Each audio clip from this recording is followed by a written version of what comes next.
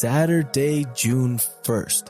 A lot of stuff happened today in regards to sports. We'll jump into most of that stuff, but the one thing I want to emphasize on, spoiler alerts, is the Andy Ruiz and Anthony Joshua heavyweight boxing fight. So stick around for that. We're going to jump into it.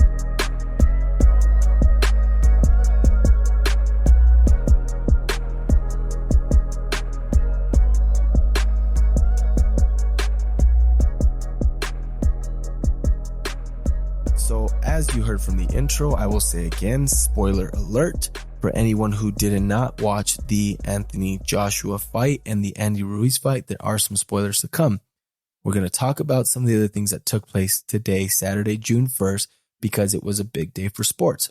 A lot of events across different sports happened today, and we're going to talk about those. But I want to lead with what I mentioned before. If you did not watch, Andy Ruiz Jr. made history by being the first Mexican-American heavyweight champion when he knocked out TKO, technical knockout, handed Anthony Joshua's first loss via TKO in the 7th round. Now, if you weren't watching this, he had knocked him down more than a couple of times. Knocked him down, I believe, twice in the 3rd, and in the 7th, he knocked him down twice as well. And the second one, he just couldn't get up from it. One of the big factors that took place in the fight was, I think, the travel. It started with the travel. You know, a lot of people argue that happened even before then because it wasn't looking like he was taking it serious. But the travel definitely affected him. First time fighting in the U.S., and he was acting like he was not even in a boxing fight, waving at the crowd. He was, tweeting out with Drake, which Troy sent me, showing that he was talking about breaking the curse, and there was just a lot of confidence on his part that he was going to win. Now, he handled the loss very well. I would say he was a very good sportsman, but are you kidding me? He lost to Andy Ruiz Jr. Now, I know Troy was telling me that Elijah called it and said that this was a bad matchup, which we knew was a bad matchup, but there was no way that he was going to lose. No way. There was no way he could lose, because then it was going to be Wilder on the other end talking, which that's already happened. It looks like Wilder has already gone to Twitter and said he wasn't a true champion. His whole career was consisted of lies, contradictions, and gifts. Yes, facts. And now we know who was running from who. Hashtag till this day. And there's no arguing that. We don't know what happened on the other end of that. He said that they were trying to work things out and finances weren't coming together or whatever. This is just, this maybe gives us an inside look. But going back to the fight, I will talk about that. Go back to the fight. So Andy Ruiz, right? He gets knocked down initially, and Joshua's doing, pretty well. He's using his jab, and he's kind of keeping Andy at distance, and he knocks him down. But then Andy just comes back with a fury. He has a Mexican style, and he just keeps pushing forward, and he just wouldn't let up. He was relentless. He kept going to the body. Joshua was trying to cover his face. Bam, body shot. He was literally taking the wind out of him. And I'm not joking when I say that. He was taking the wind. You can see it. You can see it. That's how bad it was. And it's probably going down as one of the biggest upsets in boxing history. Definitely of the century. With the Muhammad Ali, Sonny Liston, that was a big one. Obviously, Buster Douglas beating Mike Tyson was a big one. But this one, are you kidding me? No one. Vegas, 40-1 odds in Vegas. Imagine how much money you could have won. And there's probably people putting money out there in Mexico, even if it's a little bit of money, on Ruiz. That just made it big. I'm still shocked about it. I can't believe it. Joshua just got outboxed, and you put in the pressure on, and you can see that he was not comfortable with that pressure. With against Klitschko, he had come back. He had taken a bump and come back and recovered from it. He did not recover in this one. You could see it, especially in the 7th round. When he got knocked the first time, he got up, and, less than 30 seconds later, maybe 40 seconds later, he got knocked down again. And that was because Ruiz was just bringing the pressure, wasn't giving him a chance to give him, to hug him and buy himself some time. Nope. Keep that separation, but also keep him close. And was just going to town on him.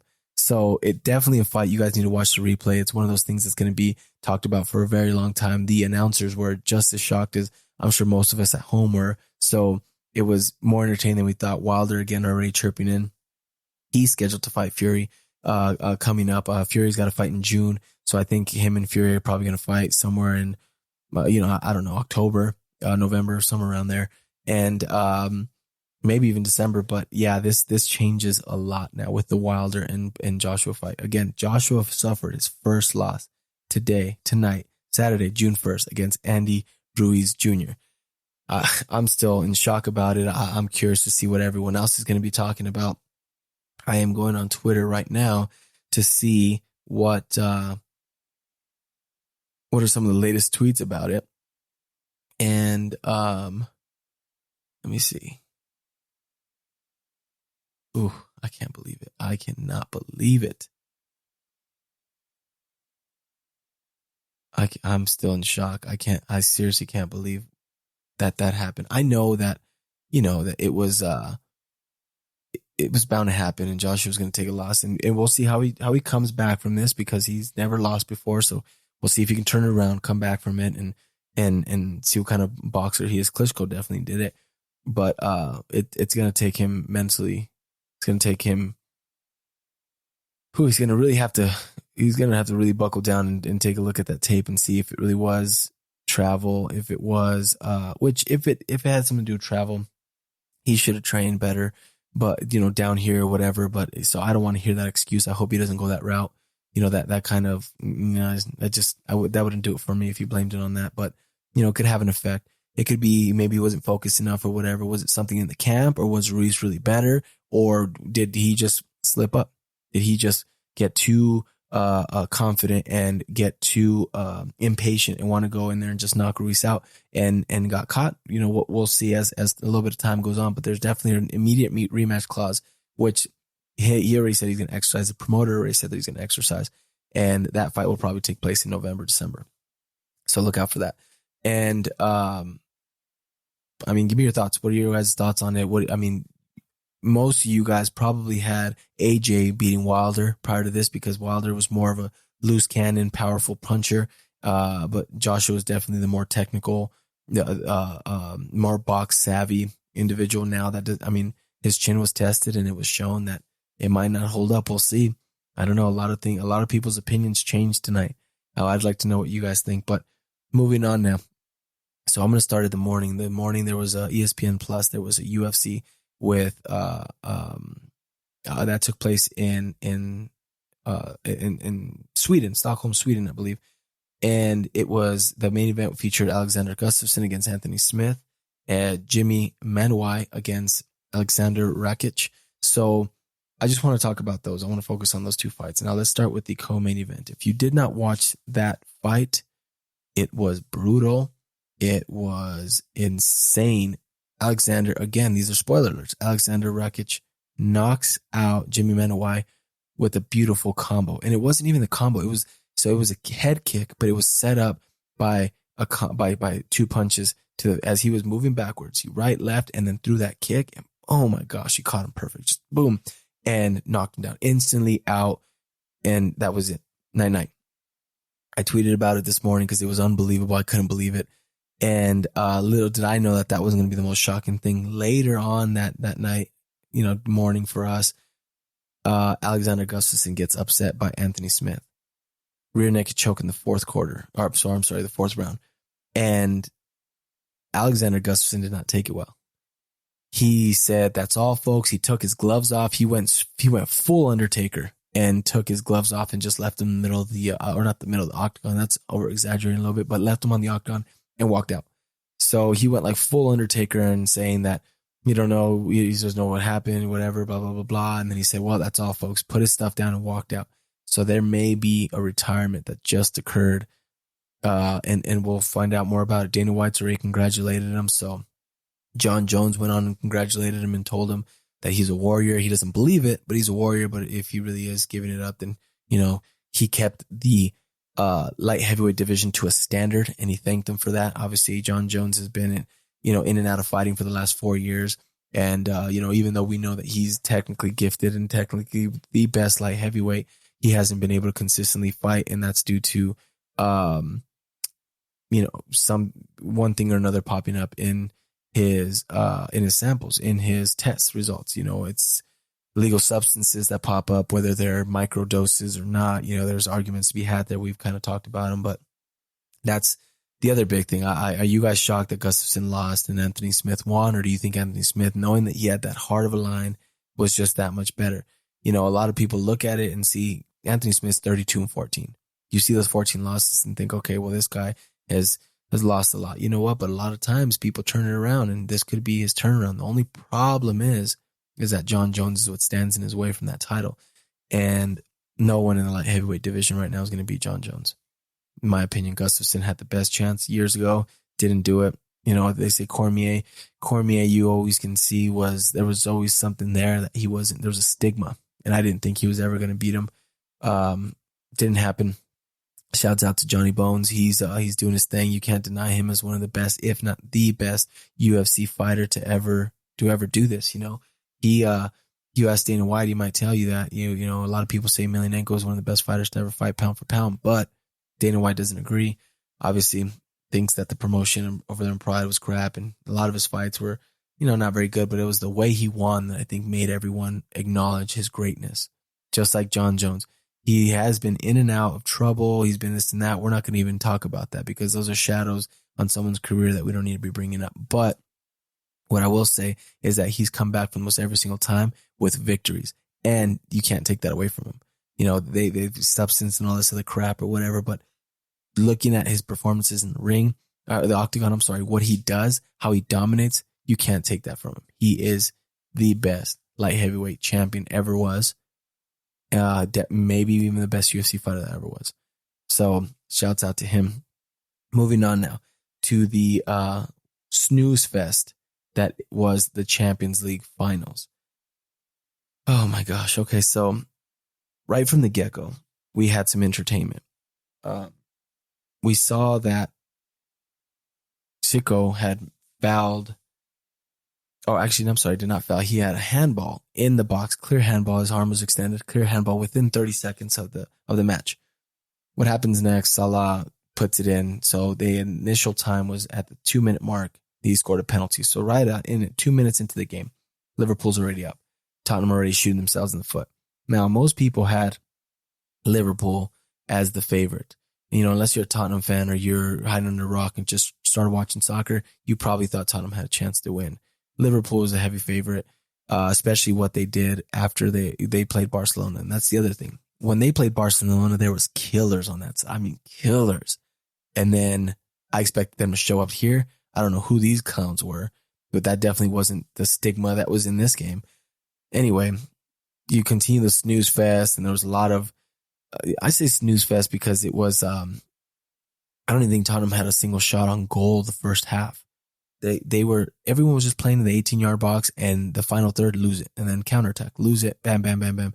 So it's like ping pong, and not the type of ping pong where you enjoy when you see those matches. You're like, oh man, this is a really good defensive effort. I'm talking about dumb mistakes, stupid mistakes, bad passes, lead off passes, just misreading situations, and so it was bad. And then officially in the 87th minute, Origi scored. He came in for Firmino in I want to say the 60-minute mark, at the 60th, 57th, 58th minute.